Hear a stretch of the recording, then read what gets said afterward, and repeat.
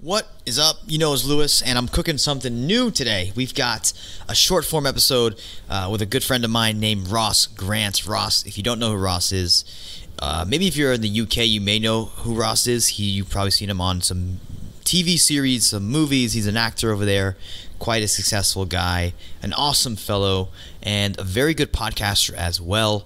And I wanted to catch up with him today, and I wanted to bring you in on this little conversation that we had, because he started a podcast not too long after I did, and he has had some amazing success and some amazing things that have happened to him because of his show.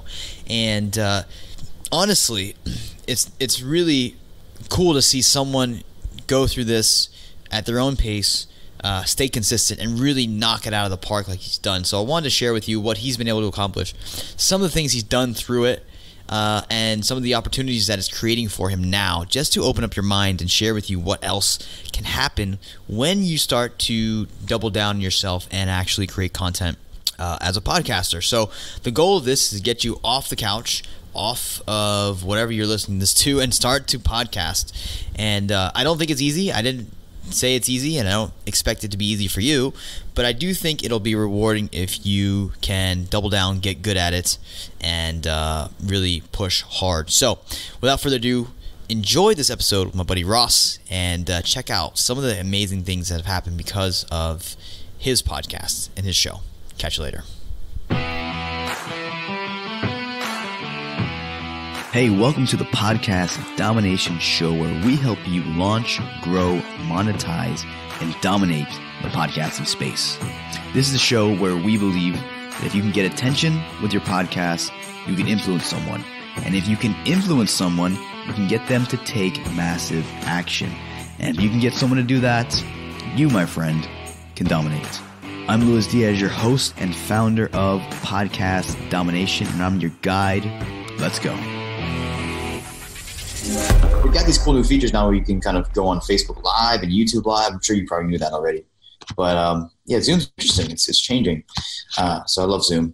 But anyways, I guess we can pick up where we were before I realized we weren't recording. So for those listening now, we had a whole conversation about Hollywood, something called the Marijuana Mansion, and how Ross and I met a few years ago. But I guess fast forward now, back then in 2015, we didn't have podcasts. You were quite already well known in terms of being the go-to guy in the UK for helping people who want to go get on TV shows or become actors and actresses. Yeah. But the podcast was not available then. And ever since then, it's grown into a big part of your business. So I wanted to drag you on here, selfishly as it sounds, to talk about how the podcast has really changed your life and even your business. And you mentioned something off before we started recording here, something that's really interesting that just happened in the last week because of the podcast. Yeah. So I just want to share kind of the podcast, what it's about, AxOnThis TV, and how it came about and what it's gotten you. Right, so basically so I run a website mainly. This is quite interesting actually, because I guess I have two podcasts, Lewis. So I have really kind of one that's a premium podcast that's hosted on my website that people can pay to access, and then I have a free one that goes out on iTunes, Spotify, Stitcher, all the usual places you get podcasts from, and it's that one that then I guess is the gateway to the paid one. And I'm all about repurposing content as well. So a lot of people think, and again, I guess you get lots of people coming to you, to help them with podcasts, and they presume they've got to create content that's specifically a podcast. I'll repurpose a lot of my videos into podcasts, and so it's not actually me sitting down and re-recording something, specific for Spotify or iTunes or that kind of stuff. I'll actually already have a video done that might be a Facebook Live video, and I strip the audio from that. So I'm constantly putting audio out on iTunes, on Spotify, through something that I call the AxOnThis TV audio experience. And then that's kind of the gateway into the premium stuff that's on AxOnThis.tv, the main website that I run. So before I started doing that, it was a lot more difficult to drive cold traffic to the website and get people to just, suddenly pay for a podcast when they hadn't heard anything. So I thought I'm going to repurpose a lot of other content just to show people the quality of it first. And then that's been transformational in my business. Like, honestly, like the growth I'm seeing at the moment, and I've been at this a long time, but in the last, this is quite crazy.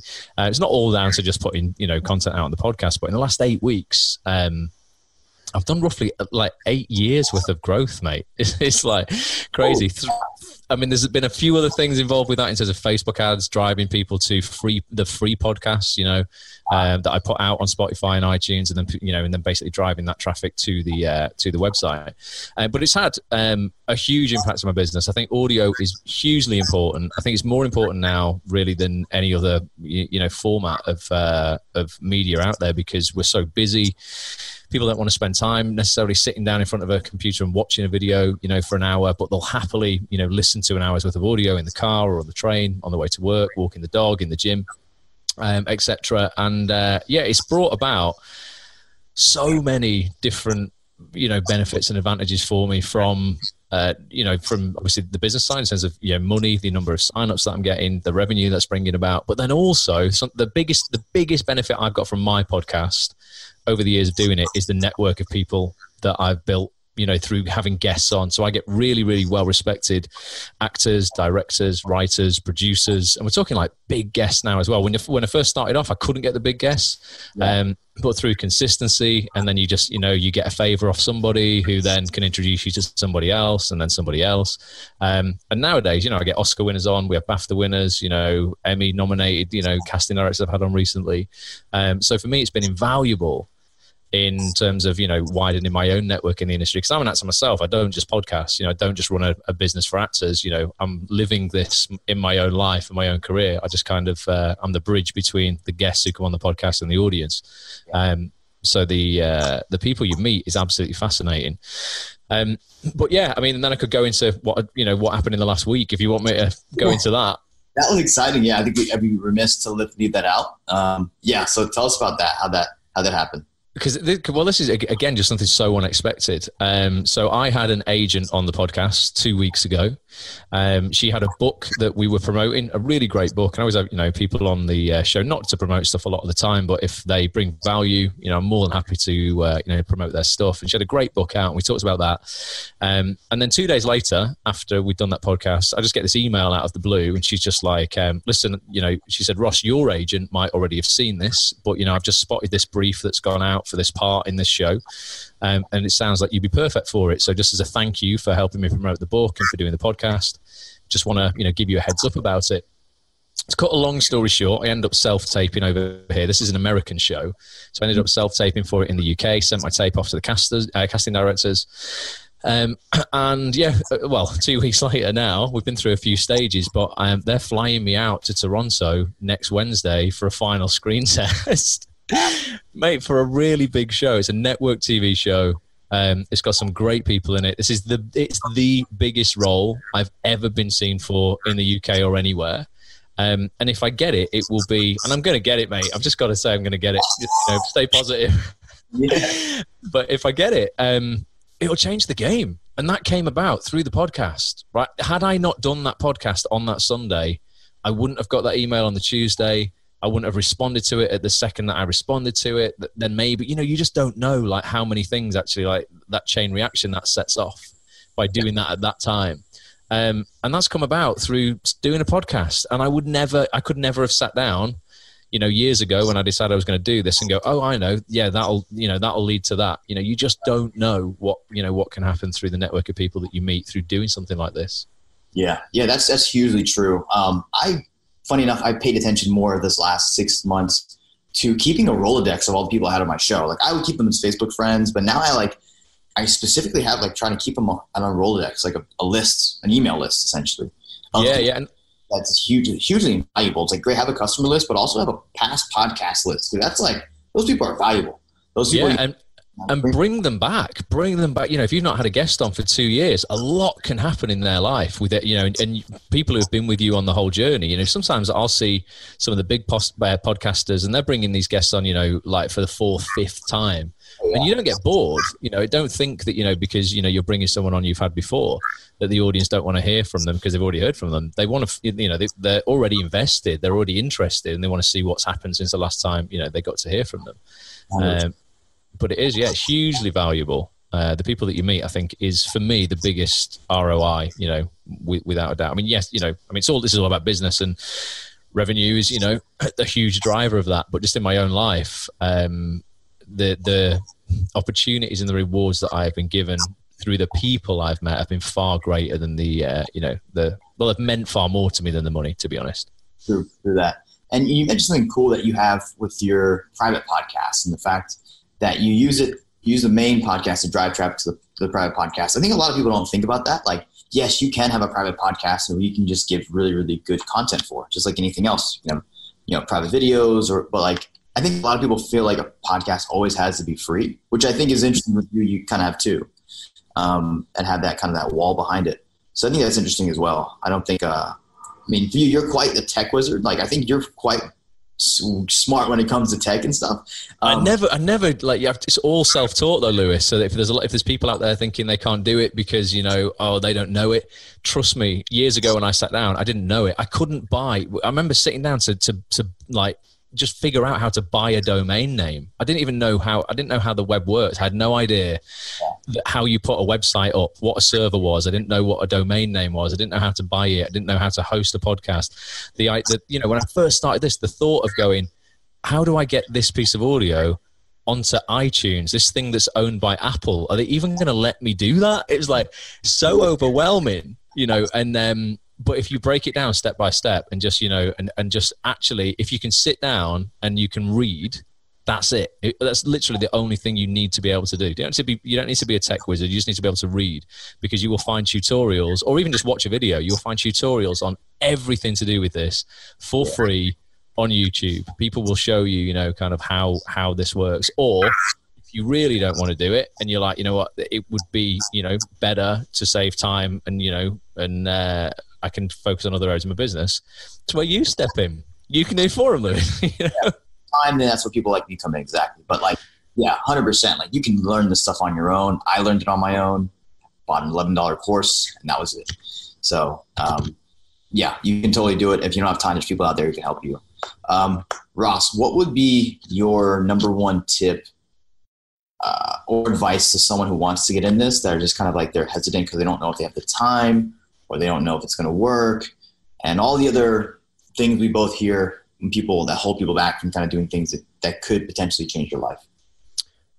I just think that, oh my God, it's difficult, isn't it, to give one my one piece of advice, if I had to give one piece of advice just in anything, in any walk of life, is to actually, quit thinking about it and just start taking action. Because that's the only way you're going to get results. There'll be a lot of people, just think of any other thing that you've done in your life that initially you didn't know how to do it, or you were afraid of doing it, and then you did, and you were so glad that you did. I think, as in 2019, as we record this, what I'm noticing, not just in the UK here, but in the acting industry, but just across the board, audio is becoming more and more and more important. There's a reason why in my house right now, I've only got, in my apartment, actually 2-bedroom apartment, I have 3 Amazon Alexas. I've got one in the office here, one in the bedroom, one in my front room. Yeah. Voice is only going to get bigger and bigger and bigger, because the one thing that we don't care about a lot of things, really. A lot of people right now are talking about privacy. I don't think any of us really care about privacy over ease and anything to do with time saving. I think time saving is the biggest thing we all want as human beings, and audio is that thing. It's like, you can listen to podcasts and it feels like you're adding no extra time to your day to do that, because I love it. I clean. Like, I'm a bit of a neat freak, Lewis, right? So my apartment has to be spotless, right? And I do a real deep clean on the apartment every Sunday. It might take 3 hours to do it, but I will listen. I love it. Like, I hate cleaning, but I love this process, because I will listen to 3 hours of podcasts. I might get a whole Lewis Howes interview in.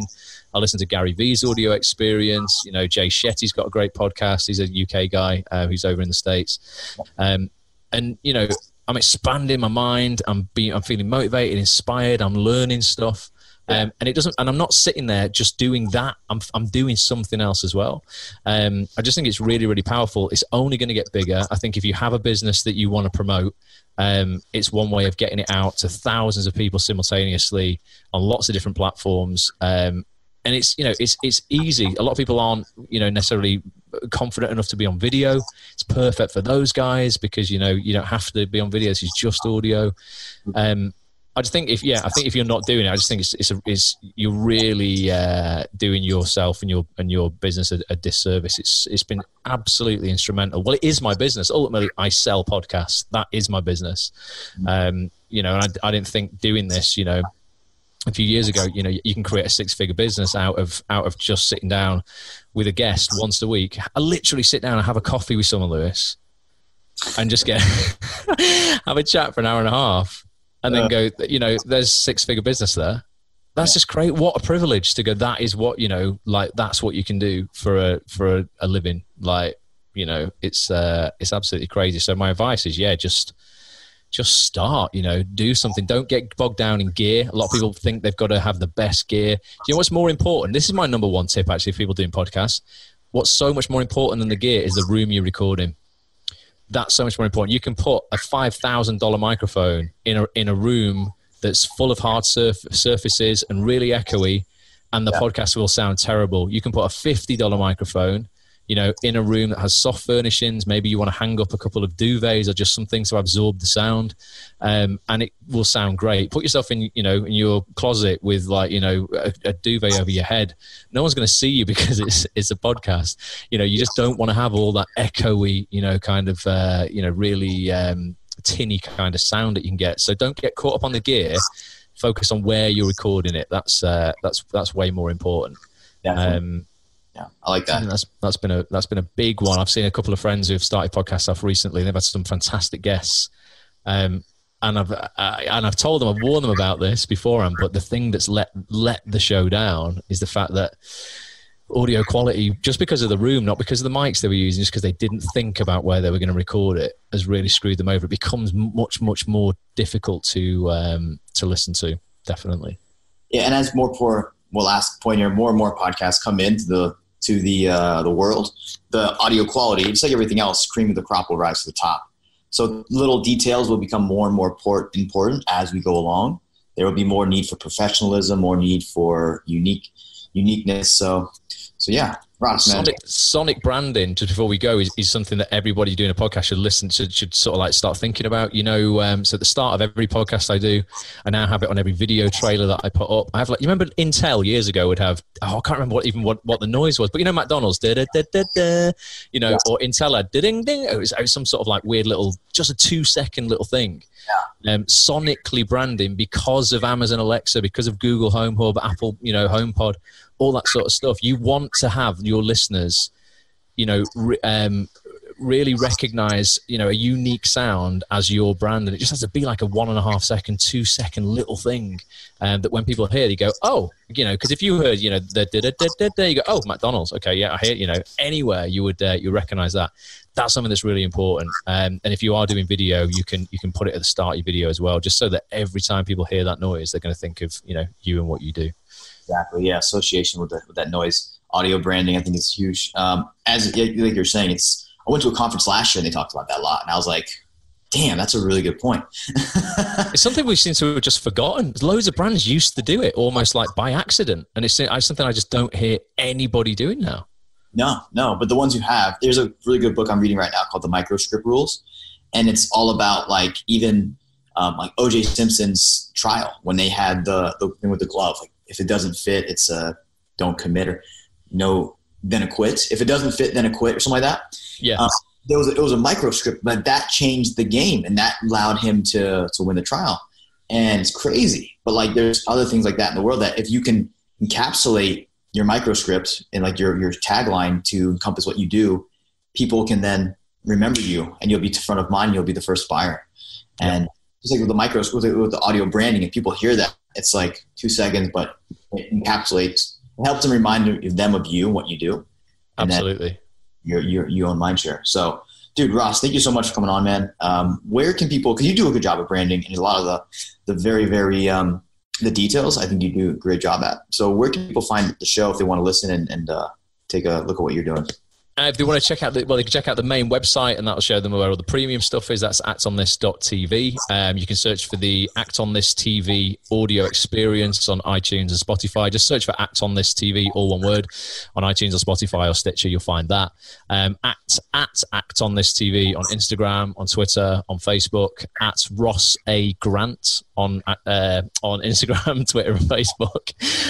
But yeah, generally, just look for AxOnThis TV. You'll find it everywhere. YouTube, just everywhere. Yeah. You'll find a channel out there. Is it all one word in all places?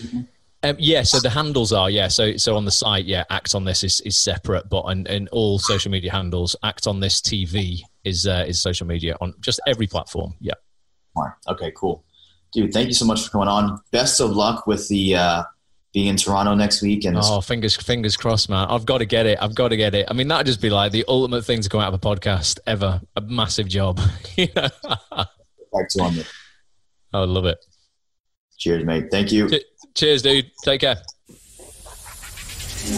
Hey, don't forget, I have a number of free bonuses for you. These are free templates, guides, and stuff that I've actually included in my recent book, How to Get Your First 100,000 Downloads in 100 Days. But you don't even have to buy the book. I'm just going to give this to you for free. All you have to do is go to LuisRyan, LuisRyan.com/book.